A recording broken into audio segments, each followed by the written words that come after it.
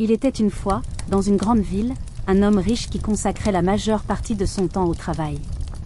Il avait un petit garçon qui lui manquait énormément. Chaque fois que le père rentrait à la maison, le petit garçon lui demandait avec enthousiasme de jouer avec lui. Cependant, le père répondait invariablement: « Je dois travailler, mon fils. » Cette richesse n'est pas acquise facilement. Le temps passa, et le père, se rendant compte que son fils ne comprenait pas ses paroles d'adulte, commença à se remémorer toutes les réalisations qu'il avait accomplies pour assurer une vie confortable. Malgré cela, le petit garçon ne comprenait pas pourquoi son père semblait toujours occupé.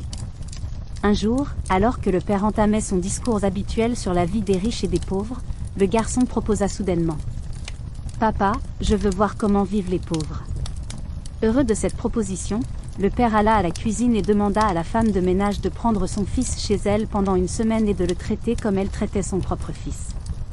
Le petit garçon se retrouva donc chez cette femme modeste, qui vivait dans une humble demeure avec un petit jardin où elle cultivait des légumes et des arbres fruitiers.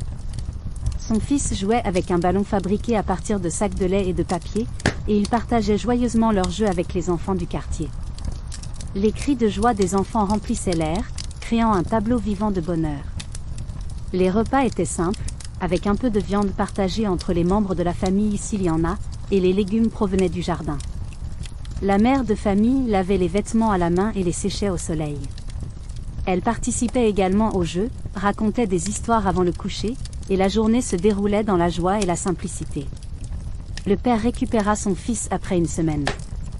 Heureux de le retrouver, il lui demanda: « Tu vois maintenant la différence entre être riche et être pauvre, mon fils ?»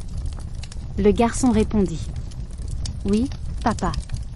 Ils ont une petite maison chaleureuse, nous avons une grande maison vide et glaciale. Ils ont des murs, des maisons voisines très proches qui les protègent, nous avons de grands murs qui nous séparent. Ils fabriquent leurs propres jouets et partagent leur joie avec les voisins, nous on a beaucoup de jouets mais personne avec qui s'amuser. Nous achetons des fruits et des légumes, ils les cultivent. Ils ont le temps de jouer avec leurs enfants.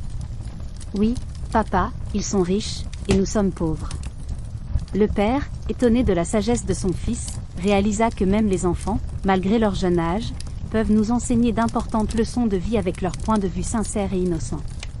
Fier de son fils, le père lui consacrait un peu de son temps, et il a compris que la richesse véritable ne se mesure pas seulement en biens matériels, mais aussi en simplicité, en partage et en bonheur authentique. C'est ainsi que la grande maison vide commença à résonner de la vraie richesse, celle qui se construit avec l'amour, la simplicité et le partage. Et l'homme riche apprit que parfois, c'est dans la modestie que l'on trouve la plus grande richesse. Et ainsi se conclut cette leçon de vie inattendue. Quelle leçon avez-vous tiré de cette histoire? N'hésitez pas à laisser un commentaire pour le partager. Merci de votre attention. Pour visionner plus de vidéos, abonnez-vous et laissez-vous commentaire. À bientôt.